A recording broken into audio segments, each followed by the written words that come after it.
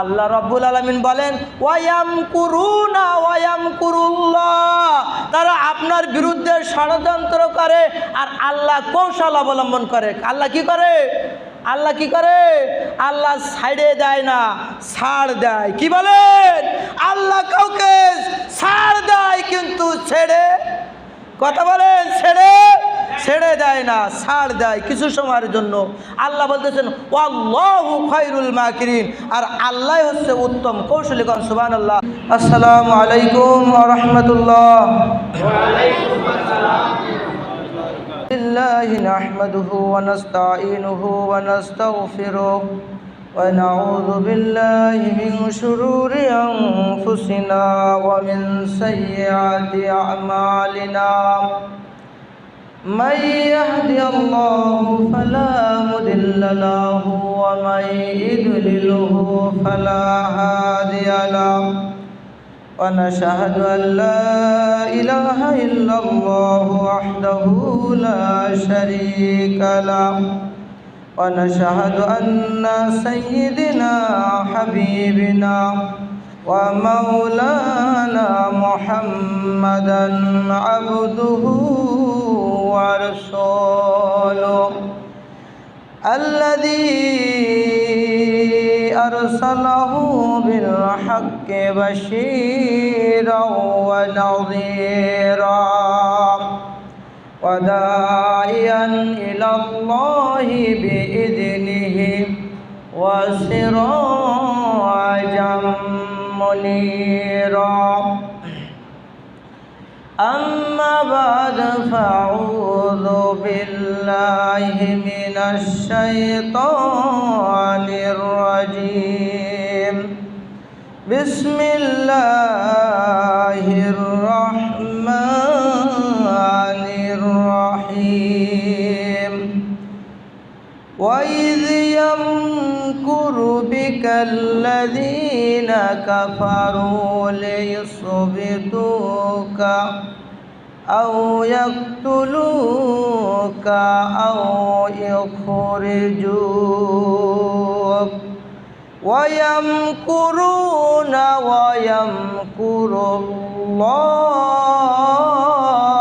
الله والله خير الماكرين.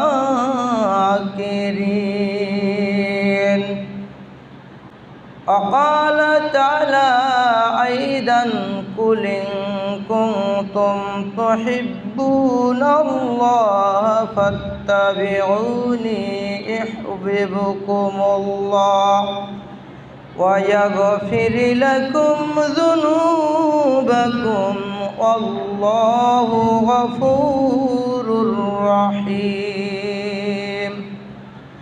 وقال النبي صلى الله عليه وسلم لا يؤمن أحدكم حتى أكون أحب إليه من والده وولده والناس أجمعين أو كما قال عليهم الصلاة والسلام. وقال تعالى أيضا في شان حبيبه إن الله وملائكته يصلون على النبي يا أيها الذين آمنوا صلوا عليه وسلموا تسليما. اللهم صل على سيدنا مولانا محمد وعلى آل سيدنا حبيبنا محمد. একটু মহব্বতের সাথে সবাই পড়ি আল্লাহুম্মা সাল্লি আলা সাইয়্যিদিনা মাওলানা মুহাম্মদ ওয়া আলা আলি সাইয়্যিদিনা হাবিবিনা মুহাম্মদ। আমি যদি কোনো দিন তায়েফে যাই, আমি যদি কোনো দিন তায়েফে যাই, বলবো তায়েফের মাটি নবীজির রক্ত ঝরেছে কোথায়। আমি যদি কোনো দিন ওহুদে যাই, আমি যদি কোনো দিন ওহুদে যাই, বলবো ওহুদের মাটি নবীজির দাঁত ভাঙলো কোথায়। আল্লাহুম্মা সাল্লি আলা সাইয়্যিদিনা মাওলানা মুহাম্মদ ওয়া আলা আলি সাইয়্যিদিনা হাবিবিনা মুহাম্মদ। বালাগাল উলা বিকামালিহি কাশাফাদ দুজা বিজামালিহি হাসনাত জামিয়া খিসালিহি সাল্লু আলাইহি ওয়া আলিহি। আসুক না যত বাধা যত ঝড় সাইক্লোন, রাসূলের পথে মোরা চলবই। এ জীবন বাজি রেখে দিনের নিশান মোরা বাংলার আকাশে উড়াবই। আসুক না যত বাধা যত ঝড় সাইক্লোন, রাসূলের পথে মোরা চলবই। এ জীবন বাজি রেখে দিনের নিশান মোরা বাংলার আকাশে উড়াবই। মোরা কামানের মুখোমুখি দাঁড়িয়ে, মোরা বুলেটের মুখোমুখি দাঁড়িয়ে আল্লাহু আকবার বলবো। আসুক না যত বাধা যত ঝড় সাইক্লোন, রাসূলের পথে মোরা চলবই। এ জীবন বাজি রেখে দিনের নিশান মোরা বাংলার আকাশে উড়াবই। আমাদের দেহে বহে জিহাদি রক্ত, প্রাণে প্রাণে বিপ্লবী ঝংকার। তাকবীরে তাকবীরে বাতিলের মসনদ কত ভেঙে করেছি যে চুরমার, কত ভেঙে করেছি যে চুরমার। আমাদের দেহে বহে জিহাদি রক্ত, প্রাণে প্রাণে বিপ্লবী ঝংকার। তাকবীরে তাকবীরে বাতিলের মসনদ কত ভেঙে করেছি যে চুরমার। এই শির অবনত আল্লাহর কাছে শুধু নয় কোনো তাগুতের কাছে। এই শির নত হবে কার কাছে বলেন? কার সাথে? আল্লাহ। এই শির আল্লাহ ছাড়া পৃথিবীর যত শক্তি হোক কোনো শক্তির কাছে মাথা নত করা যাবে? কথা বলেন। এই শির অবনত আল্লাহর কাছে শুধু নয় কোনো তাগুতের কাছে। এই শির অবনত আল্লাহর কাছে শুধু নয় কোনো তাগুতের কাছে। শহীদি কাফেলা নিয়ে যাব জানি একদিন মঞ্জিল মাকসুদে পৌঁছে, মাকসুদ মঞ্জিলে পৌঁছে। আমাদের ছোটই হৃদয়ে, আমাদের ছোটই হৃদয়ে রাসূলের প্রেম ছবি আঁকব। আসুক না যত বাধা যত ঝড় সাইক্লোন, রাসূলের পথে মোরা চলবই। এ জীবন বাজি রেখে দিনের নিশান মোরা বাংলার আকাশে উড়াবই। কালিমায়ে শাহাদাত জপে জপে আমরা বেরিয়ে পড়েছি পথে পথে।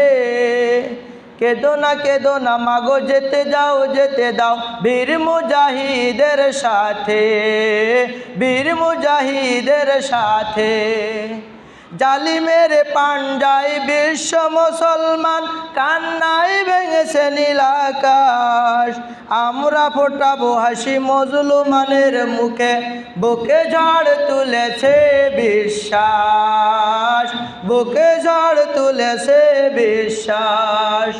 পৃথিবীর অমানিসা, পৃথিবীর অমানিসা সত্যের আলো দিয়ে তোটাবই, আসুক না যত বাধা যত যার সাইক্লোন, রাসূলের পথে মোরা চলবই।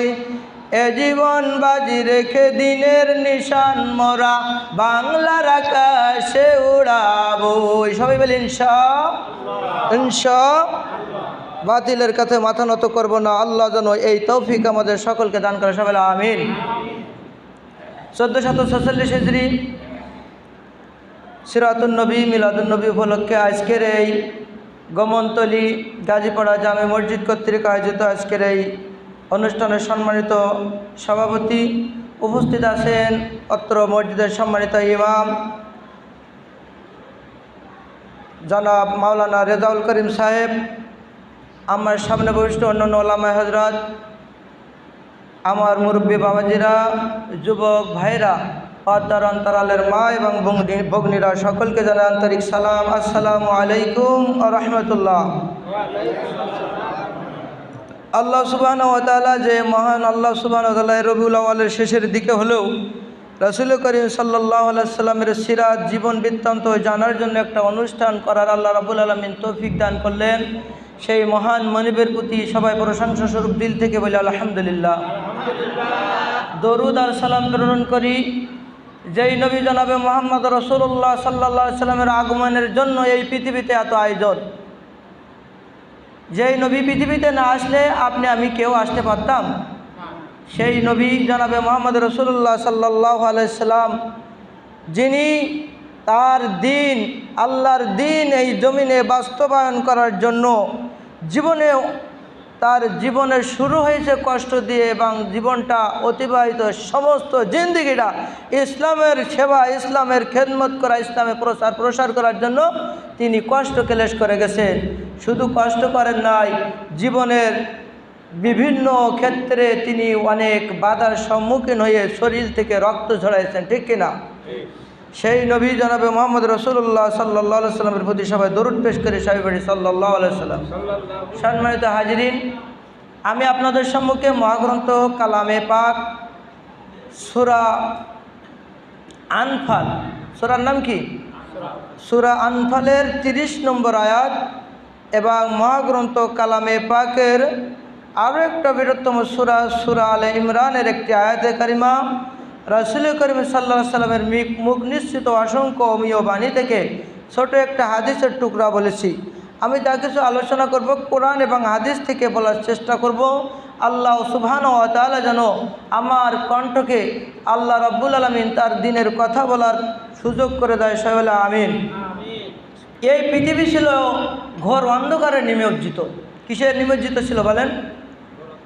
ঘোর অন্ধকার। এক সময় আমাদের এই বাংলাদেশের প্রেক্ষাপটে মানুষ যখন জুলুমের শিকার হতে চাচ্ছিল, একের পর এক জুলুম, সমাজের সবচেয়ে ভালো ব্যক্তি, সমাজের সবচেয়ে ভালো মানুষ তারাই ছিল অপরাধী, ঠিক কিনা বলেন? তাদের দিয়ে জেল ভরা হতো।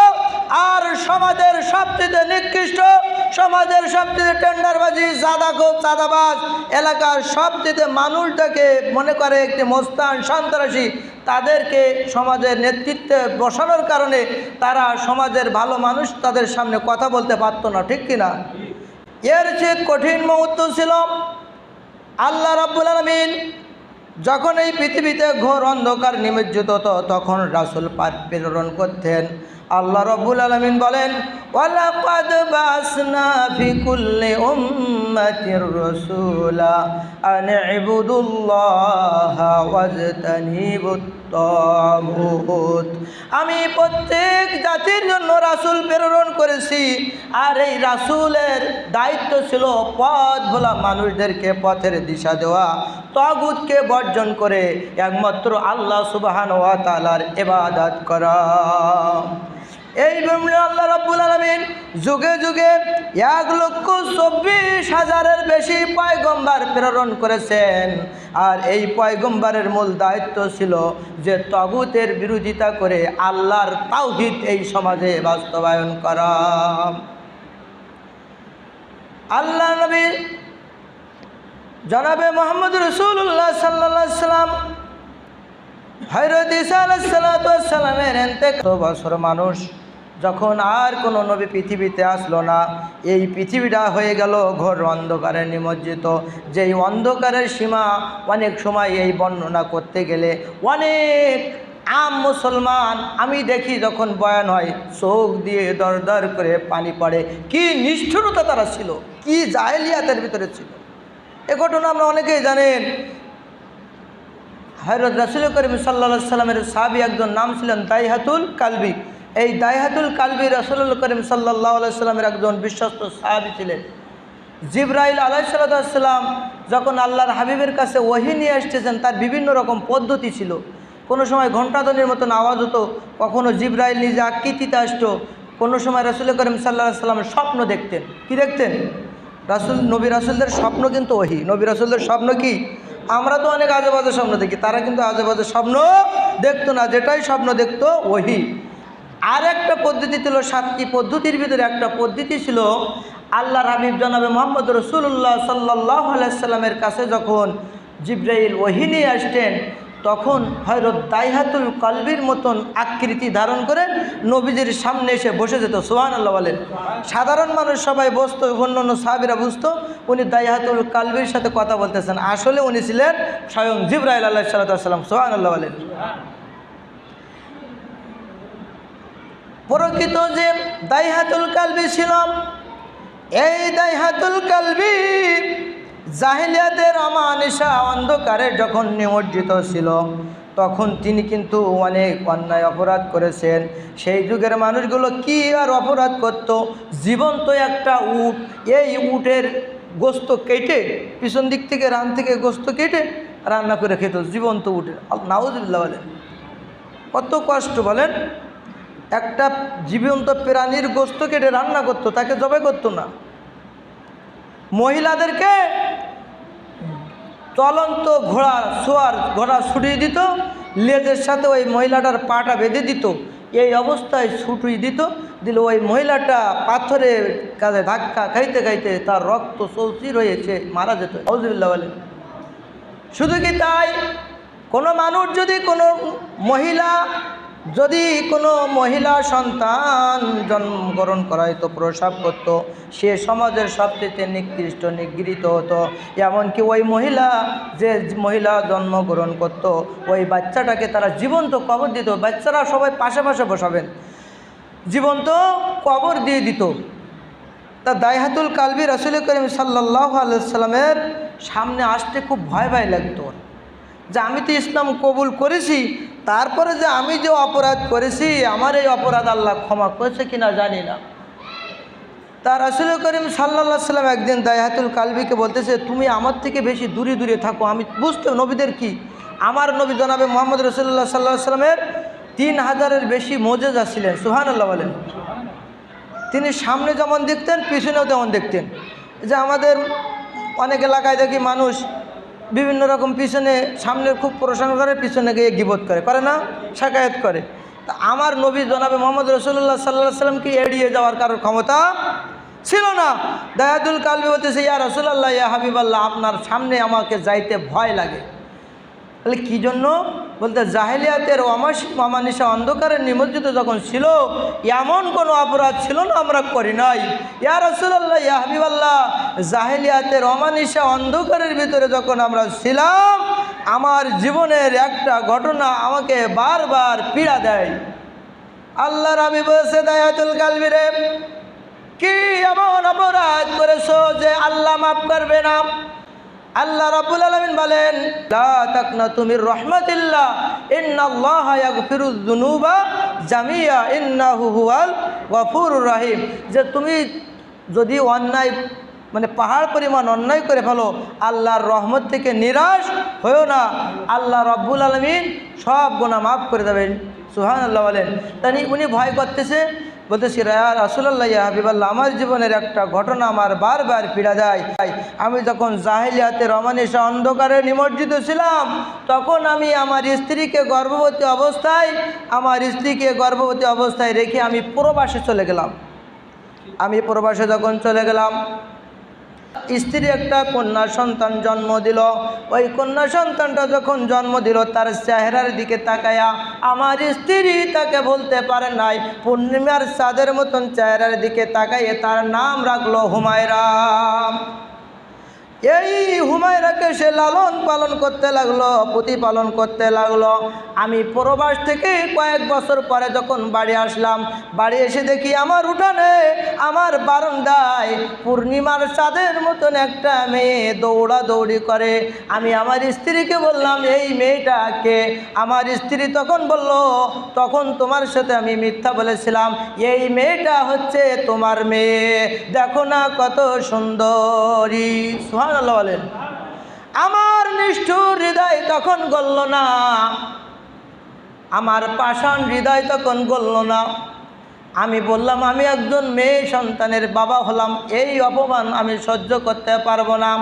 আমার স্ত্রীকে বললাম, আমার এই মেয়েটাকে সুন্দর করে সাজিয়ে দাও, গুজিয়ে দাও, আমি তাকে একটা জায়গায় বেড়াতে নিয়ে যাব। কিন্তু আমার মনে ছিল একটা কুমতলব, আমি তাকে হত্যা করে ফেলবো।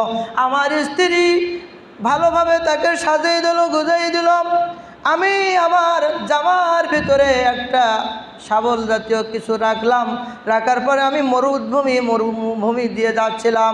এমনকি যখন যাইতেছিলাম, এই ছোট মেয়েটা একবার পিছনে পড়ে যায়, আবার আব্বা বলে দৌড়ে আমার নিকটে চলে আসে, আবার পিছনে পড়ে যায়, আবার আব্বা বলে আমাকে জড়ায় ধরে।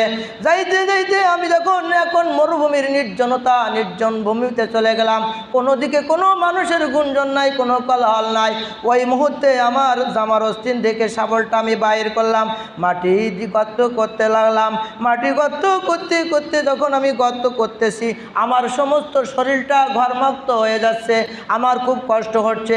আমার সমস্ত শরীর মোবারক দিয়ে যখন ঘাম বাইর হচ্ছে, আমার দাড়িতে কাদা মাটি লেগে যাচ্ছে।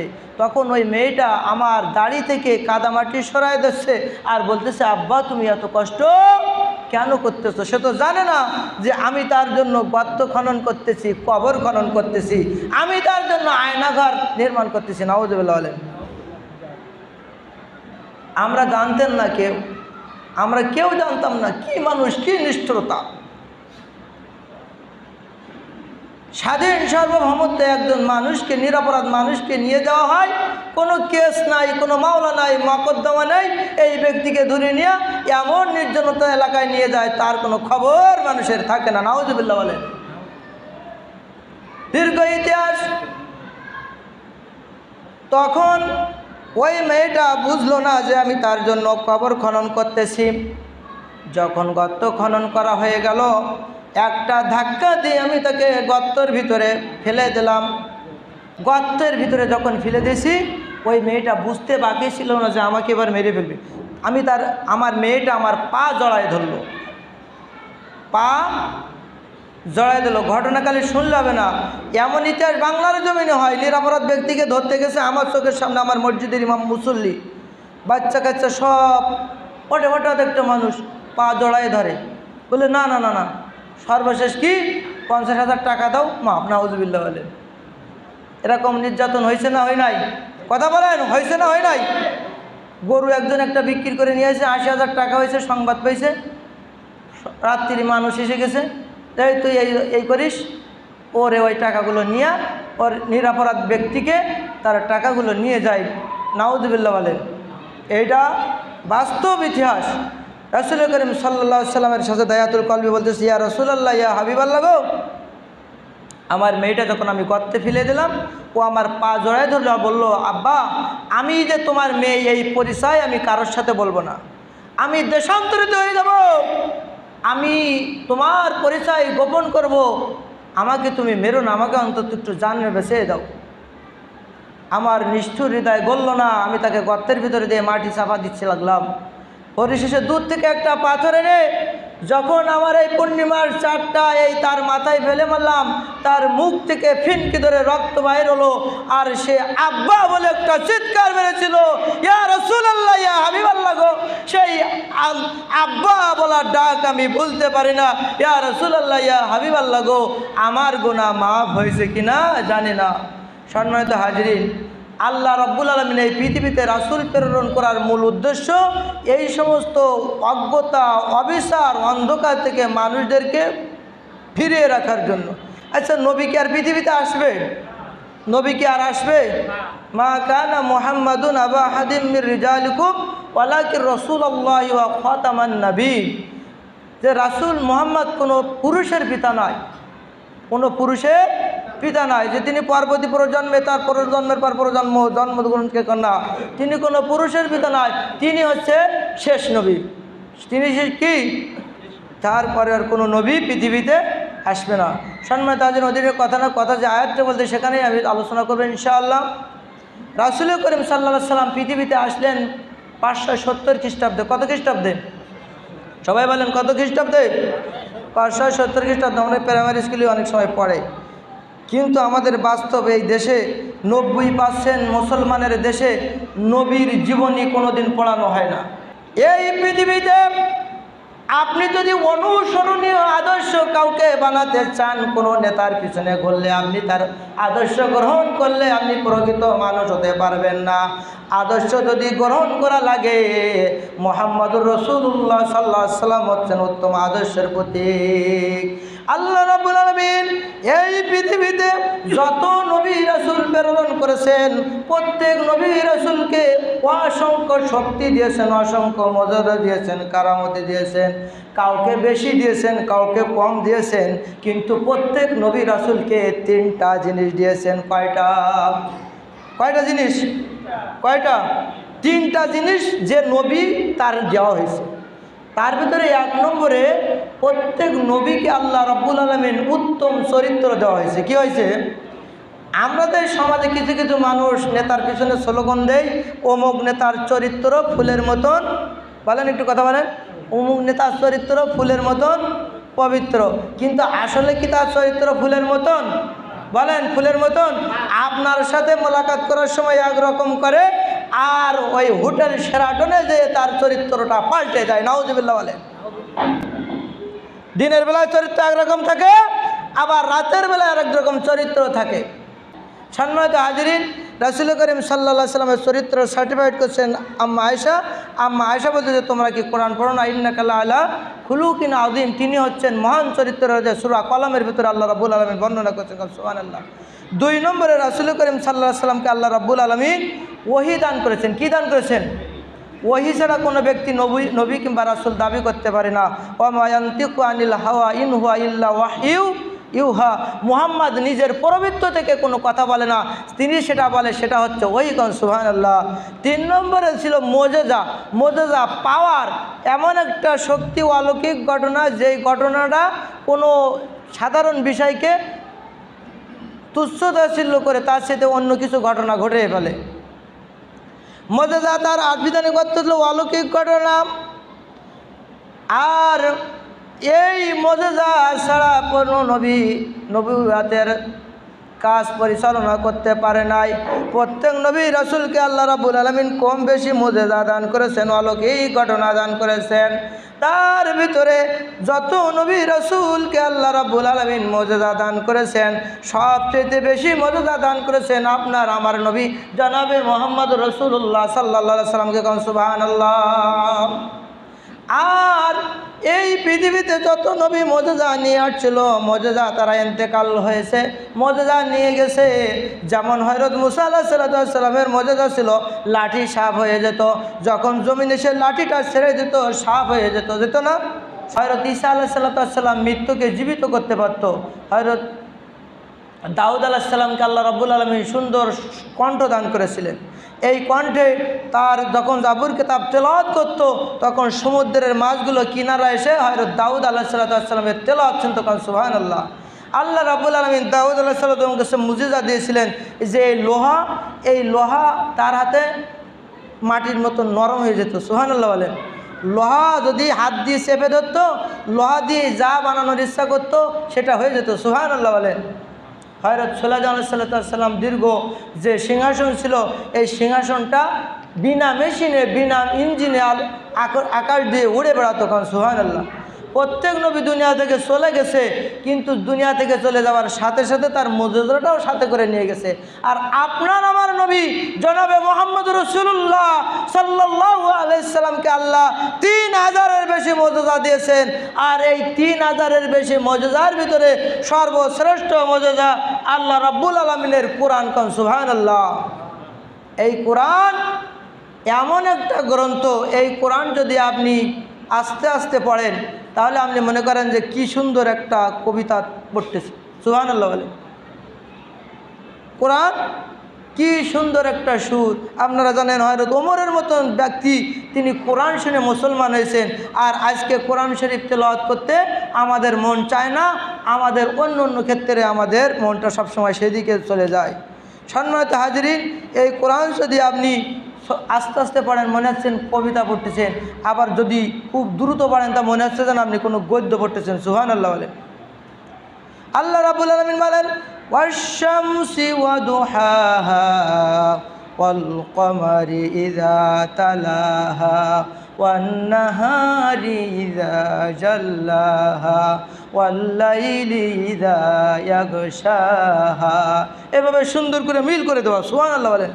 ইয়াসিন ওয়াল কুরআনিল হাকীম ইন্নাকা লামিনাল মুরসালিন। পৃথিবীতে এমন কোনো গান নাই, এমন কোনো নাটক নাই, এমন কোনো সিনেমা নাই, এমন কোনো কবিতা গল্প নাই একবার ভালো লাগে, দুইবার ভালো লাগে, তিনবারে আর ভালো বলেন কথা বলেন আর ভালো লাগে না। কিন্তু এই কুরআনুল কারীম যে যত পড়ে তার কাছে তত মধুর মতন মনে হয়। কোন সুবহানাল্লাহ।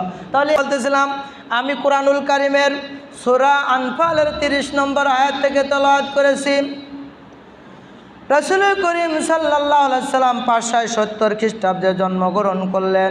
উত্তম চরিত্র নিয়ে, উত্তম আদর্শ নিয়ে জন্মের পরেই তিনি ইনসাফ প্রতিষ্ঠা করলেন। হালিমার গিরে গেলেন। হালিমার গিরে যাওয়ার পর তার ডান স্থানটা পান করেছে, কিন্তু বাম স্থানটা একটি বারের জন্য মুখ লাগায় নাই।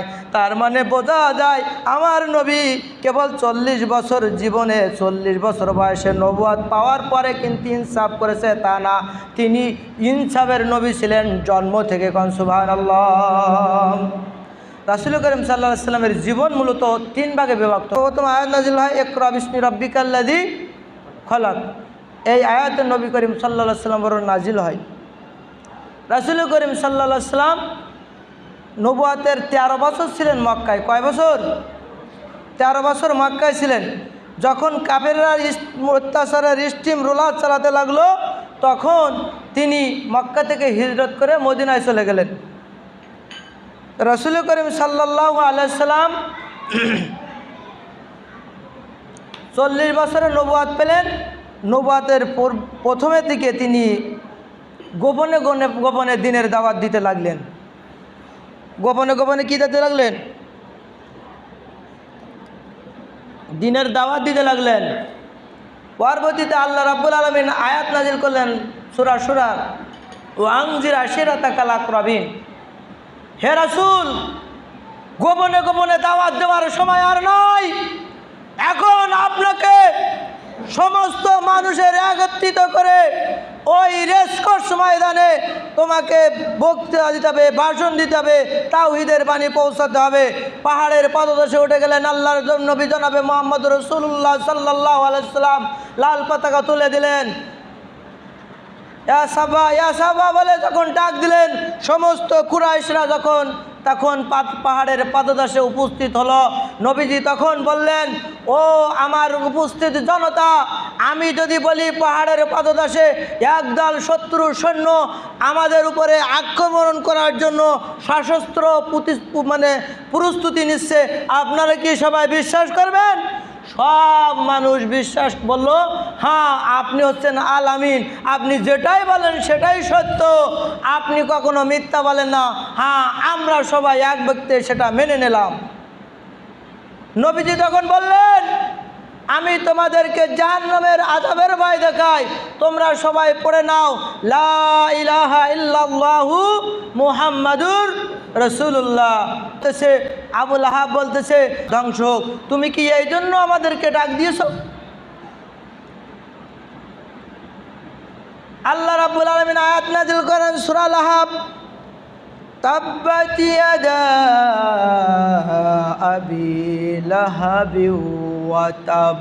সবাই পড়েন, তাব্বাত ইয়াদা আবি লাহাবি ওয়া তাব মা আগনা আনহু মালুহু ওয়া মা কাসাব।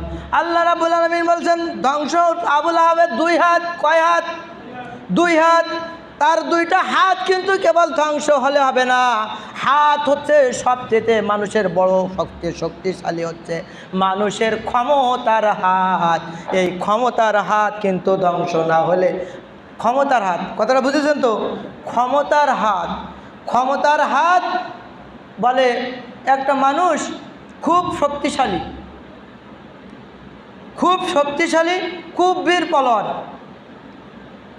এখন আমাদের সমাজের মানুষ একজন দুইজন পাশাপাশি যাচ্ছে, একজন ঠেলা মেরে ওরে ফেলে দিয়েছে, বুঝেছেন?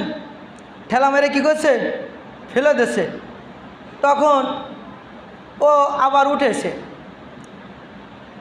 কোনো কিছু মানে তার সাথে কোনো শক্তি প্রয়োগ করে নাই। এবার আর একজন খুব রুগ্ন শুগ্ন ব্যক্তি যাচ্ছে, যাইতে যাইতে ও লোকটারে ধাক্কা দিয়ে ফেলে দেওয়া হয়েছে। ফেলে দেওয়ার পরে ওই দোকানে দেখেন না, চার দোকানে কিছু লোক বসে থাকে না, তখন বলতেছে এই তুই ওরে ফেলে দিয়েছি, জানিস ওর পাওয়ার কত, ক্ষমতা কত? কি বলেন? কারণ আপনার গায়ে শক্তিশালী কিন্তু আপনার শক্তিশালী না, শক্তিশালী আপনার মিনিস্টারি পাওয়ার যদি আপনার থাকে তাহলে ওই পাওয়ারটাই কিন্তু সবচেয়ে শক্তিশালী হাত। আল্লাহ বলছেন তুমি তো ধ্বংস, আবু লাহাবের দুই হাত ধ্বংস, হাত যেটা আছে ধ্বংস হবে না, তার ক্ষমতাটা ধ্বংস হয়ে যাক, ঠিক কিনা? আবু লাহাবের ক্ষমতা ধ্বংস হয়ে যাক। বাংলার মানুষরা যখন চোখের পানি ফেলাতে পারত, চোখের পানি ফেলানো ইমাম সাহেব যদি হুজুরের জন্য দোয়া করাও করত, পাশ থেকে মাইক কেড়ে নেওয়া হতো। ইমাম সাহেব যদি কোরআনের কথা বলতো তাহলে হুজুরের ওই কোরআনের হক কথা বলতে দেওয়া হতো না। তাদের উপরে ক্ষমতা দেখানো হতো যে আমরা ক্ষমতাবান, আমরা যেটা বলবো সেটাই বল।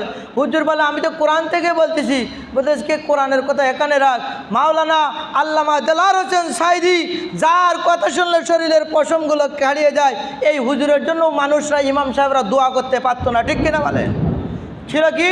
তাদের ক্ষমতা ছিল অন্য ক্ষমতা, সেই ক্ষমতার বলে আল্লাহ বলতেছেন এদের পক্ষে তাব্বাত ইয়াদা আবি লাহাবি ওয়া তাব, ধ্বংস হোক আবু লাহাবের দুই হাত, মা আগনা আনহু মালুহু ওয়া মা কাসাব, তার ধন সম্পদ কোনো কাজে আসবে না। সালমান এফ রহমানের ধন সম্পদ এখন কোনো কাজে লাগে? কোনো লাগে না। এটা আল্লাহ রাব্বুল আলামিনের মদদ, ঠিক কিনা? সম্মানিত হাজিরিন, কথা বলতেছে রাসূল করিম সাল্লাল্লাহু আলাইহি সাল্লাম যখন এই ঘোষণা দিলেন, গোপনে গোপনে প্রকাশ্যে ইসলামের দাওয়াত যখন দিতে শুরু করলেন, কাফেরেরা মুহাম্মদকে মারার জন্য বিভিন্ন রকম ফন্দি আঁটতে লাগলো, বিভিন্ন রকম ষড়যন্ত্র করতে লাগলো। সর্বশেষ দারুন নদা নামক একটা পার্লামেন্ট ছিল, তাদের একটা বৈঠকখানা। এই বৈঠকে তারা মুহাম্মদকে পৃথিবী থেকে চিরতরে সরাই দেওয়ার জন্য সিদ্ধান্ত করার জন্য পরামর্শে বসল। এই পরামর্শের সভাপতি ছিলেন আবু জেহেল।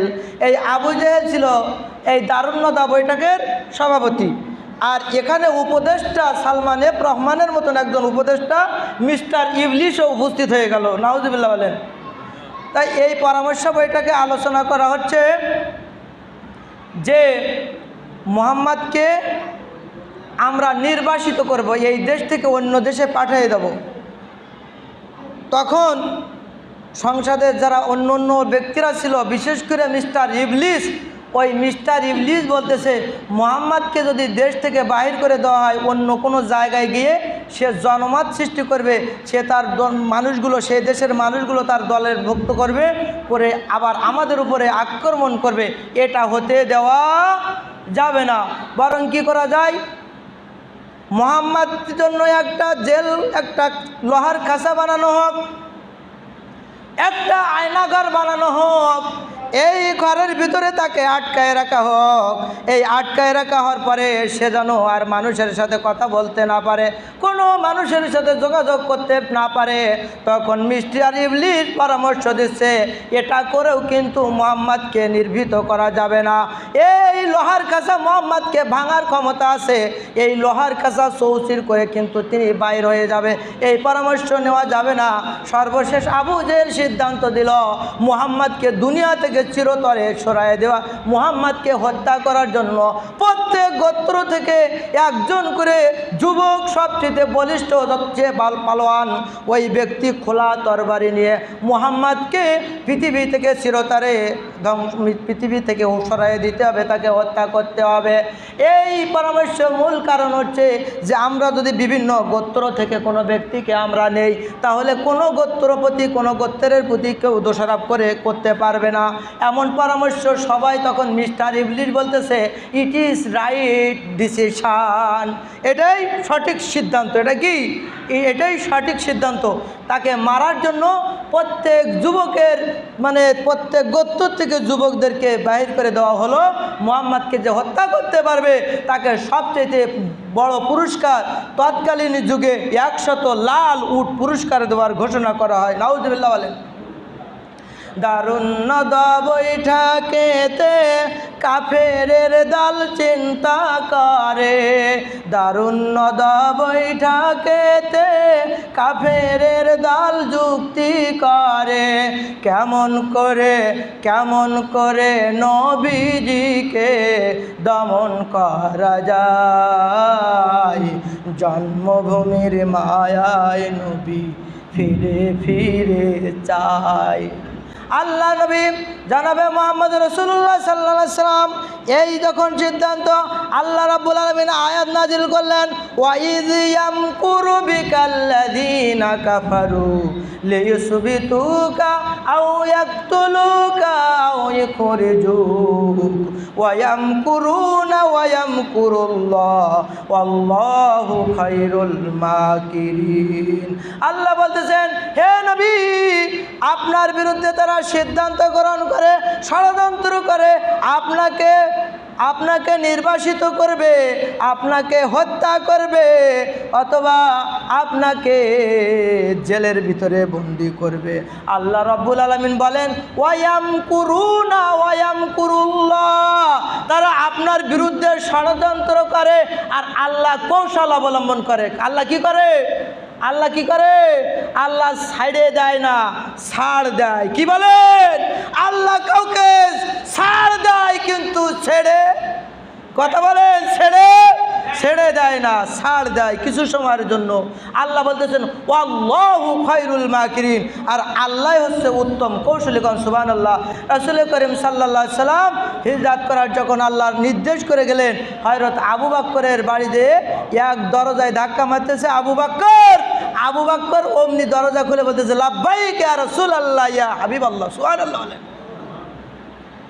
কুল ইন কুনতুম তুহিব্বুনাল্লাহ ফাত্তাবিউনি ইউহিব্বুকুমুল্লাহ ওয়া ইয়াগফির লাকুম যুনুবাকুম ওয়াল্লাহু গফুরুর রহিম। আল্লাহ বলতেছে, তোমরা যদি আল্লাহকে ভালোবাসতে চাও তাহলে রাসূলের অনুসরণ করো। রাসূলের কি করো? অনুসরণ করো। রাসূলকে অনুসরণ করা, রাসূলকে ভালোবাসার সাথে আবার অনুসরণও করা লাগবে। ভালো না বেশি কিন্তু অনুসরণ করা যাবে না, ভালোবাসার সাথে সাথে অনুসরণ করা লাগবে। আল্লাহ রাব্বুল আলামিন বলেন, তোমরা আল্লাহকে ভালোবাসতে চাইলে মুহাম্মদ সাল্লাল্লাহু আলাইহি সাল্লামকে অনুসরণ করো। ফাত্তাবিউনি ইউহিব্বুকুমুল্লাহ, আর যদি তুমি তাকে অনুসরণ করতে পারো, ইউহিব্বুকুমুল্লাহ, আল্লাহ তোমাদেরকে ভালোবাসবে। ভালোবাসার পুরস্কার দিবেন দুইটা। কয়টা? দুইটা। ওয়া ইয়াগফিরু লাকুম যুনুবাকুম ওয়াল্লাহু গফুরুর রহিম। আর আল্লাহ রাব্বুল আলামিন এই রাসূলকে অনুসরণের অনুপম চরিত্র ছিলেন হযরত আবু বকর। হযরত আবু বকরের দরজায় যেয়ে বলছে, আবু